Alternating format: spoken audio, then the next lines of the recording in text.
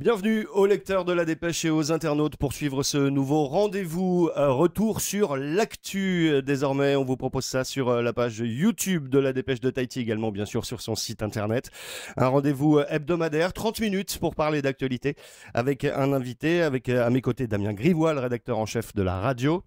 Après Hervé Leroy, le procureur de la République, et puis Nicole Sanquer la semaine passée. C'est un autre homme politique qui a bien voulu partager ce rendez-vous avec nous. On accueille Jean-Christophe Bouissou aujourd'hui. Bonjour Jean-Christophe, merci d'être là. Bonjour Yann, bonjour à vous tous qui m'accueillez aujourd'hui. Je suis très content d'être là. Je reprendrai juste un tout petit peu un ancien homme politique puisque je ne suis plus en fonction aujourd'hui. C'était justement la première de nos questions. C'est pas Après, comme président, c'est pas un titre à vie? Non, que l'on soit si, souvent on m'appelle encore Fatreho, Oui. on m'appelle voilà, voilà, d'une qualification que j'avais auparavant. Ça me fait toujours plaisir que de l'entendre. une carrière politique démarrée dans les années 90, aux côtés d'Émile Vernodon au Aya Appui, et puis ce sera le Tawera dont vous devenez le secrétaire général en 1999. Parmi les différents postes que vous avez occupés, ministre du Logement, responsable de la politique de la ville ou encore président du CA de l'OPH. En 2005, votre parti politique est créé, le Raoutei, qui se positionnait à l'époque comme une troisième voie entre les deux molosses Tawera et Tavini. Et puis, vous avez fait partie de ceux qui ont, j'allais dire, osé rejoindre l'Alliance Temarouflos. C'était en 2008. Et puis, ce sera le Tapura aux côtés d'Edouard Fritsch, où vous finirez vice-président. Avant de revenir sur ce parcours, vous le disiez vous-même à l'instant, ancien homme politique, c'est terminé? Oh, il faut jamais dire que tout est terminé. En tout cas, dans cet espace de temps que j'occupe mes journées aujourd'hui, je suis plus à écrire. Alors, c'est vrai que j'ai passé 2 ou 3 jours à essayer de me poser la question de savoir comment je vais occuper mes journées. J'y avais pas pensé auparavant. Vous savez, une élection, c'est comme un couperet qui arrive et on dit toujours qu'il faut se préparer au pire. En fait, c'est pas le pire pour moi. Le pire, c'était peut-être ce qu'il y avait avant. C'était toute cette longévité en politique depuis les années 1990, vous l'avez rappelé. Et puis, jusqu'au moment où j'ai quelque part sorti la tête hors de l'eau pour m'apercevoir que, au fait, la vie, ça n'est pas que la politique. C'est aussi le fait d'être en dehors de ce qu'on appelle le panier de crabe et d'avoir cette faculté de pouvoir regarder les choses différemment et même de se faire une critique sur ce qu'on était. La première fois que j'ai rencontré Jean-Christophe Bouissou en tant que journaliste, c'était sur la place Tarahoy, qui n'était pas bitumée d'ailleurs à l'époque. Et sauf erreur, c'était tous les mardis. Vous alliez manifester sous les fenêtres de Gaston Floss pour la moralisation de la vie politique. Et c'était même pas tous les mardis, c'était une seule fois et c'était en fin d'année 1992, si ma mémoire est bonne, Mhm. au mois d'octobre, novembre. Et j'étais parti dans ce souhait de moraliser la vie publique. J'avais à ce moment-là 31 ans, hein. Et donc ça a été véritablement la première porte que j'ai ouverte pour avoir un porte-voix quelque part, pour que je sois entendu sur mes idées de l'époque. Maintenant, avec la vision que j'ai, bien entendu, se moraliser, il faut déjà se moraliser soi-même, il faut déjà être un exemple Ça reste une vis-à-vis question des autres. d'actualité. Ça reste toujours et ça restera toujours une question d'actualité, y compris pour Mhm. ceux qui sont en place aujourd'hui. Il faut faire attention lorsqu'on a une fonction publique, à titre conseiller ou ministre ou député, sénateur et éventuellement comme Mhm. Floss qui a occupé les fonctions de secrétaire d'État. Il faut garder à l'esprit le fait qu'on est exposé et que l'on peut se retrouver dans des situations difficiles. Alors, des différents exécutifs auxquels vous avez participé ou des différentes formations autonomistes que vous avez intégrées, quelle est celle dans laquelle vous vous êtes senti le plus à l'aise? Je je dirais pas, je poserai pas la question de cette manière-là, parce qu'en réalité, je reviens un peu à ce que je disais tout à l'heure, on est à l'aise à chaque fois jusqu'au moment Mhm. où on a le On n'est sentiment plus. qu'on est, que l'on est en déphasage avec les principes et les valeurs que l'on défend. Ah, si j'ai quitté Émile Vérondon, c'est parce que j'avais fait le tour du cadran et que cet homme que j'ai beaucoup apprécié et qui était aussi devenu un ami, vous savez, lorsque je parle d'ami, c'est d'être véritablement cul et chemise, si vous voulez, où on se voyait tous les week-ends, on travaillait tous les jours ensemble, on partait dans les îles ensemble, on passait le week-end ensemble, on prenait le bateau. Dans le premier tome, je parle d'ailleurs d'une situation assez intéressante pour la vie d'Émile qui s'est perdu en mer, que j'ai retrouvé. Donc, c'est plus que de la politique, c'est aussi des rencontres et l'humanité qui existe entre les hommes. Vous étiez aux côtés d'Émile à l'époque du blocage de l'Assemblée territoriale, à l'époque, qui était Alors, je suis territoriale? arrivé à ce moment-là. D'accord. Je suis arrivé à ce moment-là, c'est-à-dire vers la fin des années 91, début des années 92, je découvrais la politique. J'ai rencontré quelqu'un comme Renaud Eudes de la Favrie, Mhm. qui est un illustre personnage, président de tribunal de première instance de Papeete, et qui voilà, était un peu, je dirais, le conseiller d'Émile, certains disent l'âme damnée, Mhm. celui qui orchestrait absolument tout et qui lui donnait tous les conseils pour empêcher le bon fonctionnement des institutions. Bon, c'est rapidement dit. En réalité, cet homme, c'est aussi autre chose.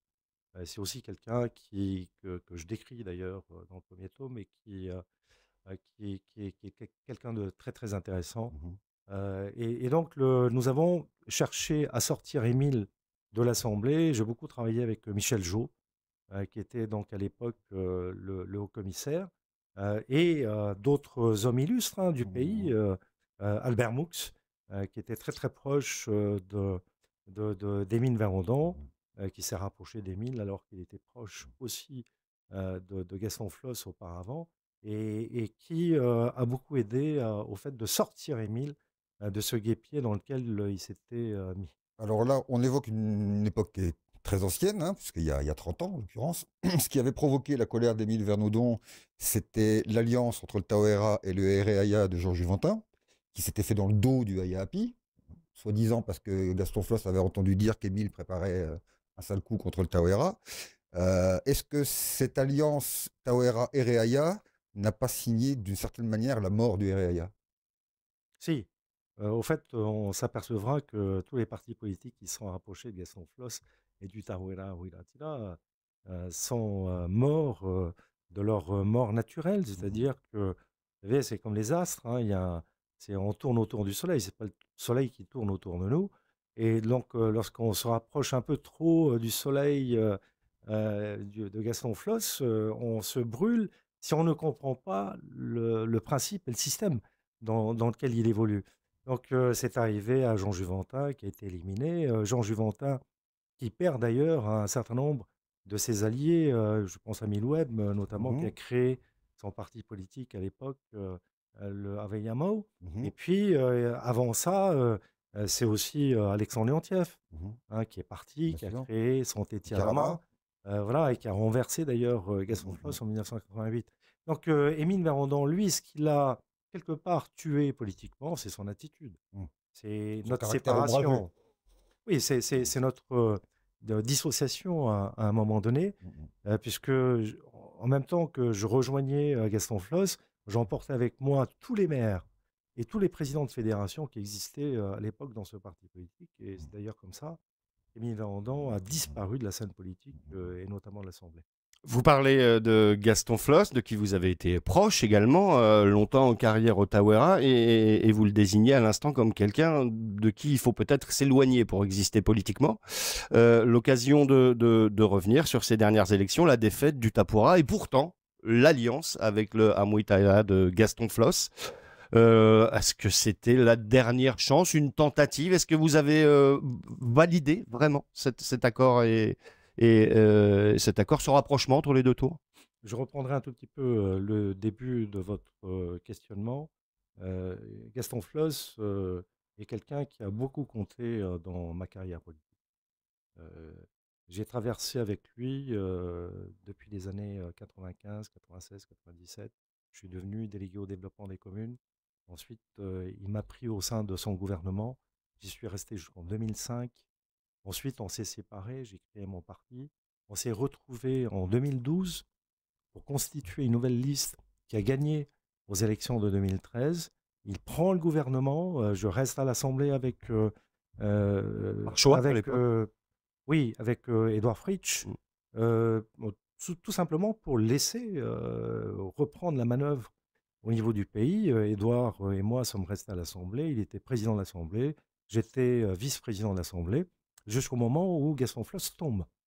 Et lorsqu'il tombe, Édouard, évidemment, qui était caractérisé déjà comme étant le dauphin à l'époque, remet en place son gouvernement, m'appelle pour me demander. J'ai pas dit oui tout de suite. Ça a pris 48 heures avant que je me dise, ben, pour le pays, je peux comprendre qu'il ait besoin d'avoir aussi des gens qui ont une visibilité sur la politique, sur l'histoire de la politique et sur qui il peut compter pour l'avenir. Donc, euh, pour répondre maintenant à la question sur ce qui s'est passé dernièrement.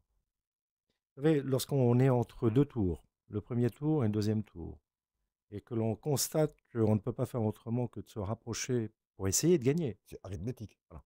C'est une question d'arithmétique. Voilà, d'arithmétique. Et donc, et c'est ce que nous nous sommes dit à ce moment-là. Peut-être que la Providence nous pousse à un moment donné de faire table rase du passé et d'essayer de voir qu'est-ce qui est essentiel finalement, c'est de sauver le pays de notre regard d'autonomiste républicain au regard aussi vis-à-vis de cette politique, je dirais, de séparation de la Polynésie et de la France. Donc il n'y a pas de regret absolument. Bien sûr, c'est totalement assumé et je l'assume encore aujourd'hui. Parce que les échanges entre notamment le Tapura et le Tauera devenu Aumuitaira ont parfois été d'une rare violence. Oui, C'est-à-dire qu'il y a vraiment eu des mots prononcés qui sont difficiles à oublier. oui, c'est toujours comme ça en politique, hein. Vous savez, on a l'impression parfois que non, c'est pas, même pas une impression, c'est la réalité. Pour que les gens fassent un choix, il faut que les choix soient contrastés. Euh, Gaston Floss, il n'avait plus le créneau de l'autonomie. Il n'a pas non plus le créneau de l'indépendance qui est occupé depuis des lustres, sinon depuis Il l'origine. flirte avec des fois un Voilà. petit peu. Et il a essayé de créer ce mouvement, qui est un mouvement pour dire oui, allons vers l'indépendance, mais avec la France. Voilà. Donc, c'est assez difficile pour les électeurs de bien comprendre, mais je vais vous dire une chose, au fond, je sais qu'il est autonomiste, c'est pas un indépendantiste. Il souhaitait simplement se diriger sur ce créneau en pensant bien pouvoir exister. Moi, je trouve que ça a bien fonctionné pour le Hamuitaira, puisque il apparaît quand même au niveau du deuxième tour en situation de pouvoir apporter du crédit à une carte qui peut gagner et qui n'a pas gagné. Vous avez tout à l'heure utilisé la formule de panier de crabe pour qualifier la politique locale. Est-ce que vous pensiez plutôt à la partie exécutive gouvernement ou à la partie Assemblée de Polynésie? C'est la même chose, hein. Vous savez, quand je parle de panier de crabe, je parle bien de la politique, hein. Alors, il faut bien me comprendre, hein. Je ne considère pas les hommes politiques comme étant des crabes. Mais ça fonctionne comme un panier de crabes. Alors, un panier de crabes, ça s'ouvre de l'intérieur. Parce que celui qui met tous les crabes à l'intérieur, généralement, il ne vient pas pour réouvrir. Donc, c'est le crabe qui est le plus intelligent, celui qui est le plus malin, qui réussira à monter sur les carapaces des uns et des autres pour ouvrir le panier de crabes de l'intérieur. Donc, vous regarderez dans n'importe quelle société, et depuis tout le temps que l'homme existe, le panier de crabe a toujours existé. Et c'est là où je reviens un peu sur ce que je disais tout à l'heure. Maintenant que je suis à l'extérieur, je n'ai plus le même regard. Je ne suis plus à l'Assemblée, je ne suis plus à avoir des coups de téléphone tout le temps. Donc je regarde comme tout le monde, j'analyse. Et Dieu sait que j'ai occupé des fonctions de secrétaire général du IAAPI, secrétaire général du Tahuera Huilatira. J'ai occupé de multiples fonctions, dirigé des entreprises, présidé des conseils d'administration. Donc maintenant, avec tout ce background que j'ai, ben, je regarde et j'analyse. Et je regarde tout ça, évidemment, avec un prisme qui est très différent. Je pourrais citer juste une philosophe du XXe siècle qui s'appelle Simone Veil. Pas Simone Veil, celle qui a été ministre d'un des gouvernements de droite, mais Simone Veil avec un W, et qui disait à cette époque-là, je crois qu'on est dans les années 60, que les partis politiques ne devraient pas exister. Parce que les partis politiques, en réalité, annihilent totalement le sens je dirais, de la réflexion et une certaine forme d'autonomie de pensée au niveau des gens. Bon, je considérais les propos de Simone Veil, avec W, comme étant des propos de quelqu'un qui ne comprenait pas. C'est-à-dire que pour changer les choses, il faut forcément être à l'intérieur du panier de crabe. Et c'est là où on s'aperçoit, une fois qu'on est sorti, que c'est vrai, que finalement, le mode de pensée lorsqu'on est dans un parti politique, c'est aussi d'accepter parfois ce que l'on peut redouter ou ne pas accepter. Alors tout est dans le degré Mhm. d'acceptation que l'on peut avoir. À ce propos, est-ce qu'il n'est pas finalement, par expérience, plus compliqué d'être aux affaires, à l'exercice du pouvoir, là où il faut d'une certaine manière distribuer un petit peu les parts de gâteau, que d'être dans l'opposition? Est-ce que l'accession, notamment du Tavini au pouvoir, n'est pas un petit peu en train de montrer ça? C'est-à-dire qu'on a le sentiment que le Tavini était très, très uni, très monolithique tant qu'il était dans l'opposition. Et on a l'impression que depuis 2 mois, il y a du flottement et il y a différents courants qui se font, qui apparaissent et que l'unité semble moins forte qu'à l'époque de l'opposition. Vous avez la même lecture? D'abord, je pense que la politique, c'est une question de cycle.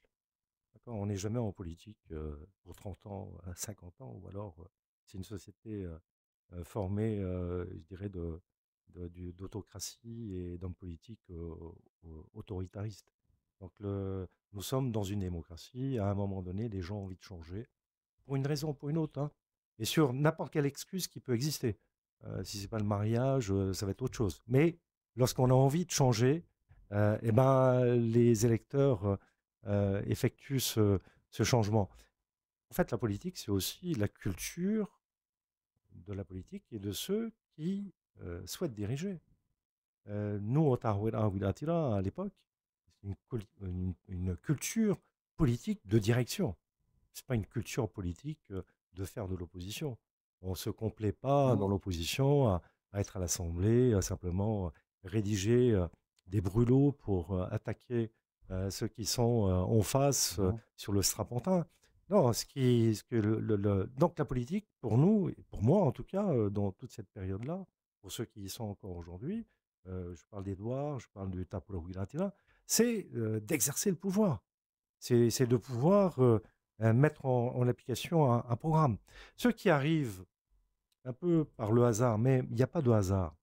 Parce qu'on arrive, c'est parce que les forces étaient là pour qu'on puisse à un moment donné utiliser une fonction et appliquer une politique. Le seul problème, c'est est-ce qu'on a réellement une politique à appliquer? C'est la grande question qui se pose aujourd'hui à l'orée de ce nouveau mandat qui est en train de se dérouler.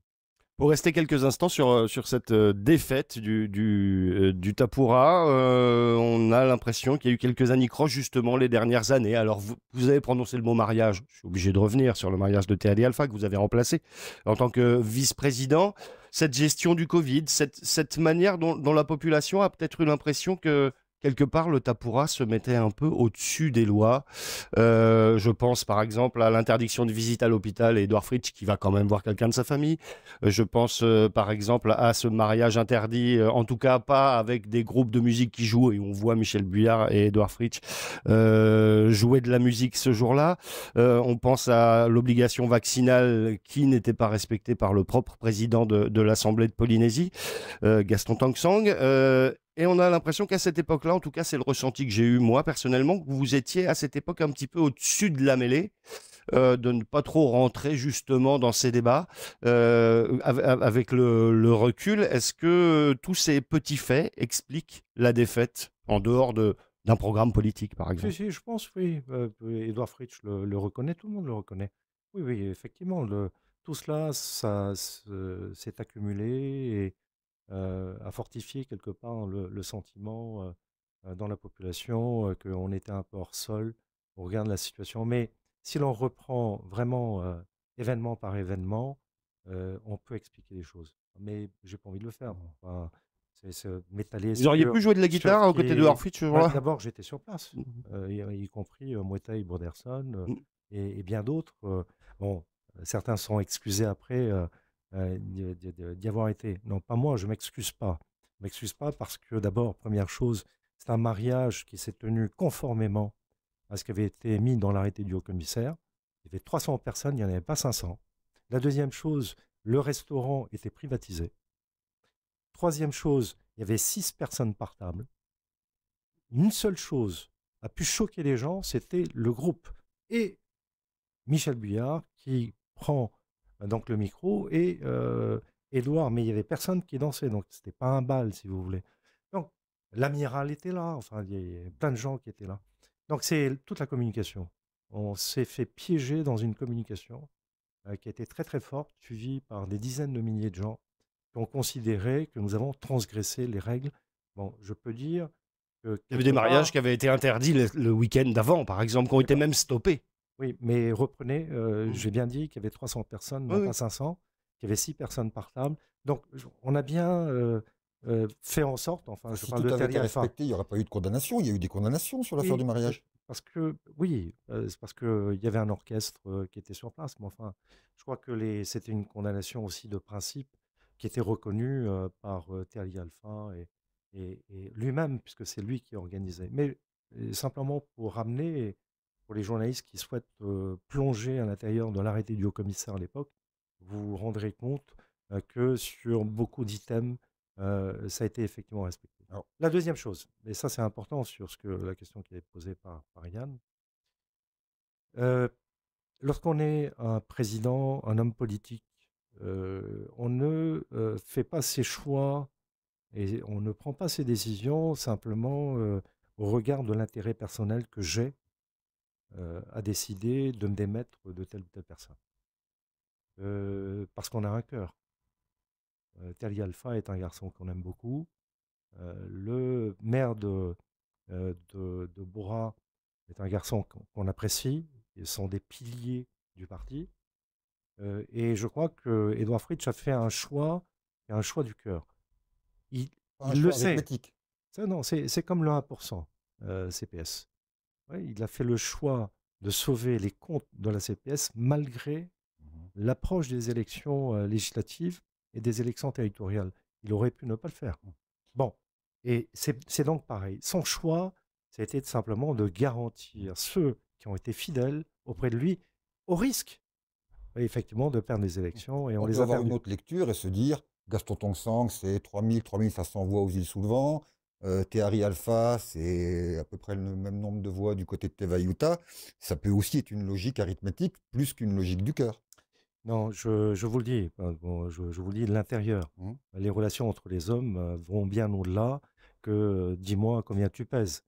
Si c'était le cas, regardez bien, il y a plein de gens qui étaient avec nous au gouvernement ou à l'Assemblée qui n'y seraient pas si c'était simplement une question de poids politique. Donc c'est important de le savoir. Et Édouard Fritsch, qui est vraiment un garçon que j'apprécie beaucoup et avec qui j'ai travaillé pour essayer de faire quelque chose au niveau du pays. J'espère que l'histoire montrera aussi un jour la pertinence de ce que nous avons fait pratiquement pendant 10 ans. C'est bien de critiquer sur la fin. Attendons de voir dans les mois et dans les années qui viennent la situation de la Polynésie à ce moment-là. J'espère pour le gouvernement actuel de Moïtai Brandersol qu'il arrivera à juguler l'ensemble des enjeux qui se préparent dans une société moderne avec l'intelligence artificielle qui va arriver. Ça n'a jamais été un thème de campagne électorale. J'estime pourtant que ça aurait dû être le premier thème parce que ce sont des pans entiers des emplois qui existent aujourd'hui dans nos sociétés, y compris ici en Polynésie Qui vont française, être menacés. qui seront menacés, non, non, ils sont déjà menacés aujourd'hui, et qui disparaîtront. Euh, qu'il se soit agi d'un vote sanction envers le Tapura ou d'un vote d'adhésion sur le programme du Tavini, il se trouve que le Tapura a perdu le pouvoir aux dernières territoriales. Il va bien falloir que la famille autonomiste se recompose et se réunisse si elle veut pouvoir reprendre le pouvoir dans 5 ans. Ça passe par quel type de relation entre les formations, et notamment avec le Aere Polinetia de Nicole Sanker et Niu Haolore, qui a des relations très compliquées avec le Tapura. C'est vrai, Mm. ça sent encore aujourd'hui des attaques qui se forment pour rechercher des responsabilités contre les uns et les autres.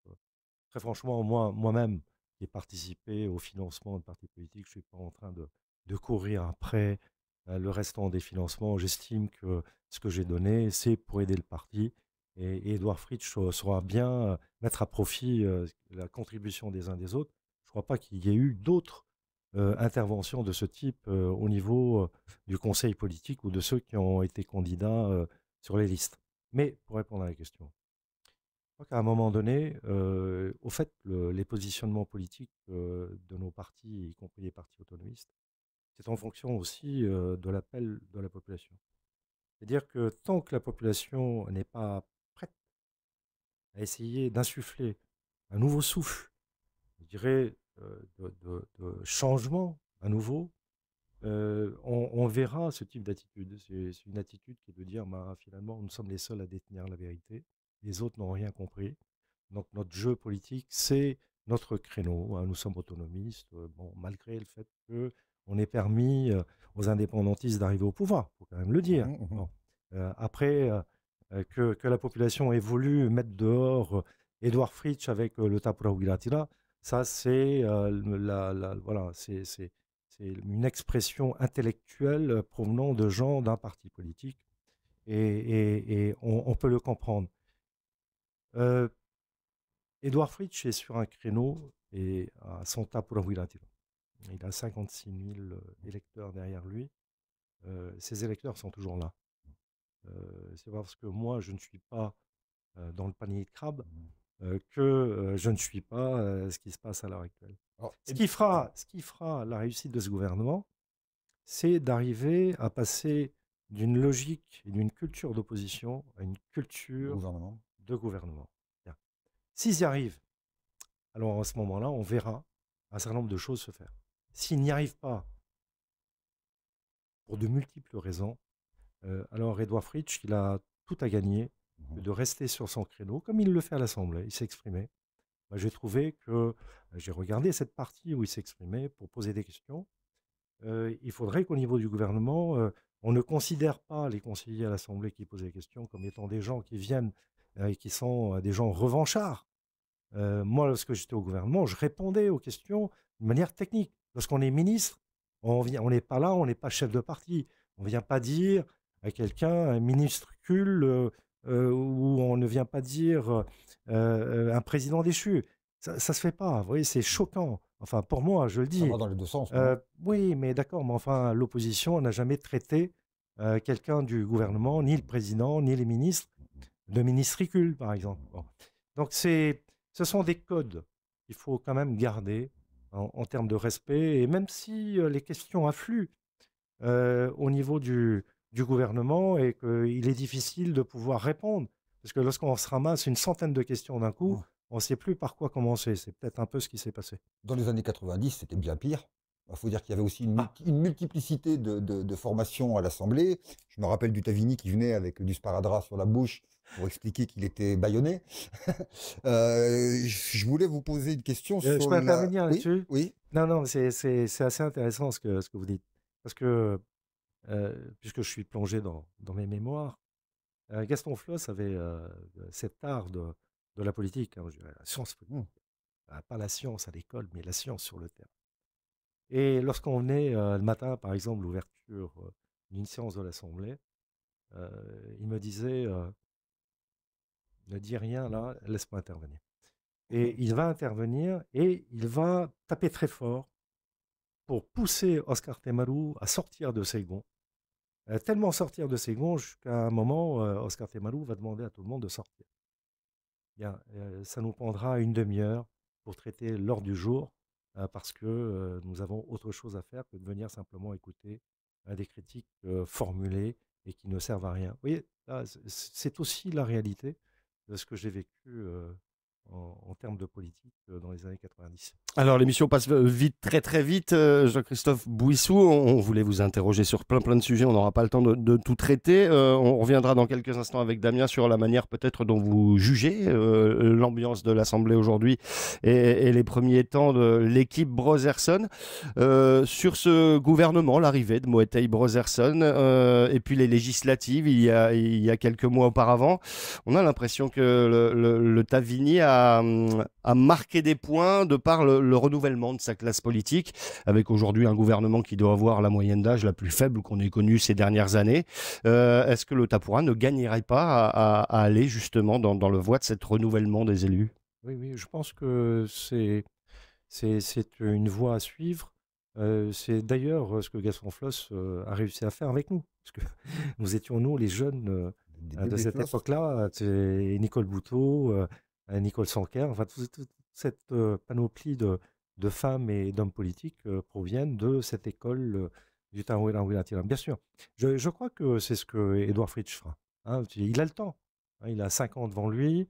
Maintenant, il va s'y prendre avec méthodologie pour permettre des recrutements. Il y a une chose qui est sûre, c'est que le cycle a démarré déjà et que la roue tourne et que la roue tourne pour tout le monde.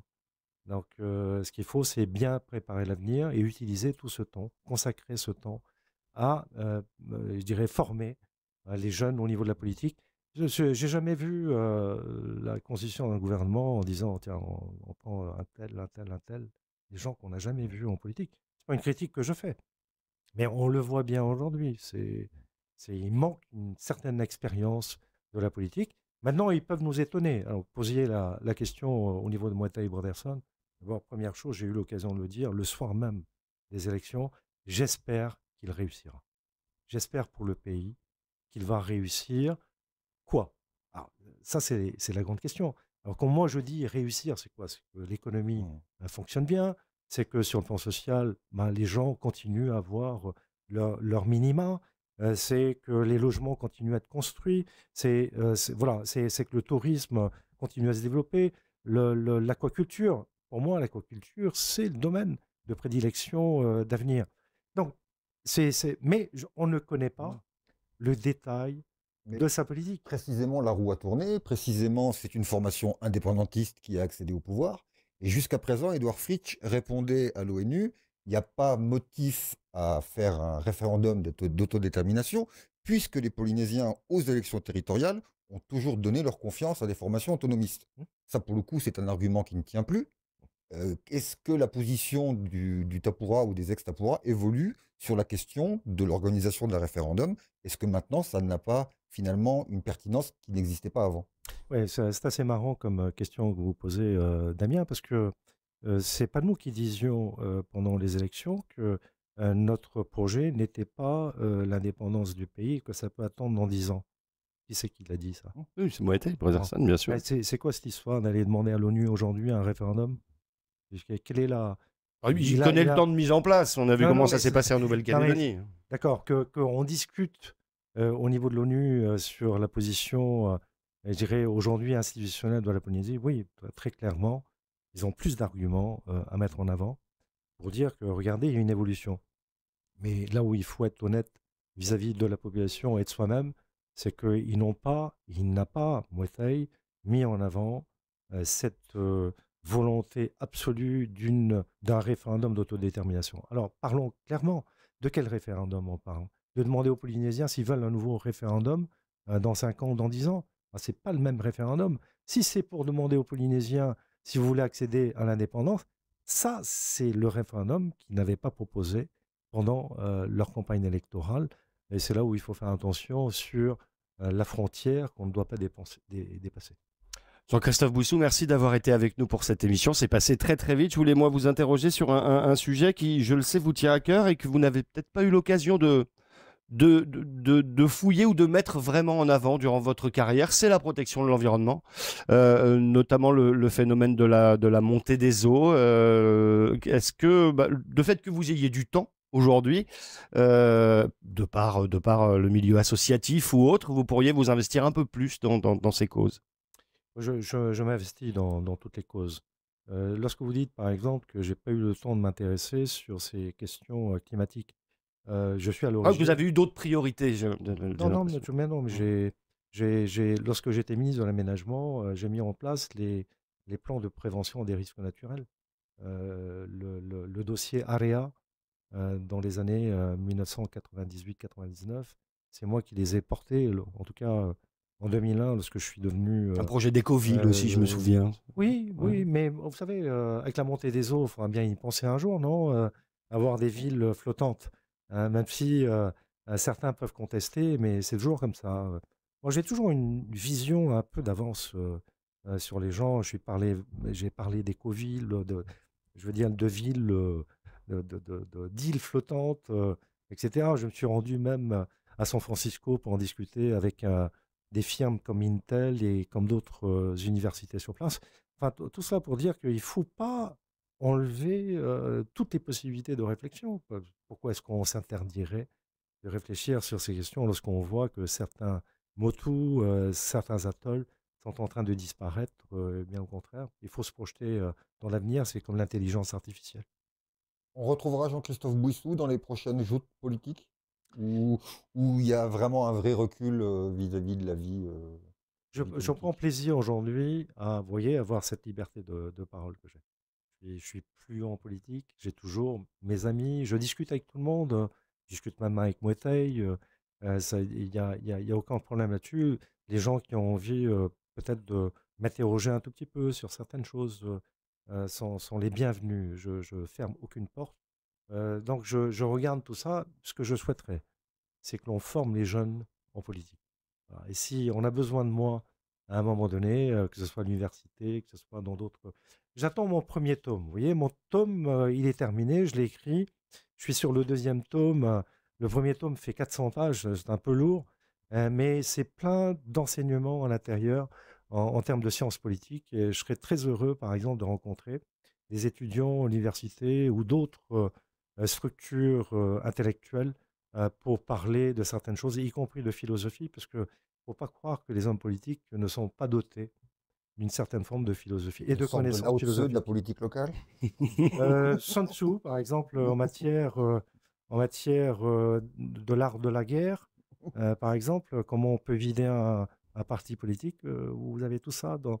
Et ça, c'est un livre de chevet de Gaston Floss. Ouais, c'est les gens connaissent pas. Ouais, certainement. Merci beaucoup, Jean-Christophe Bouissou.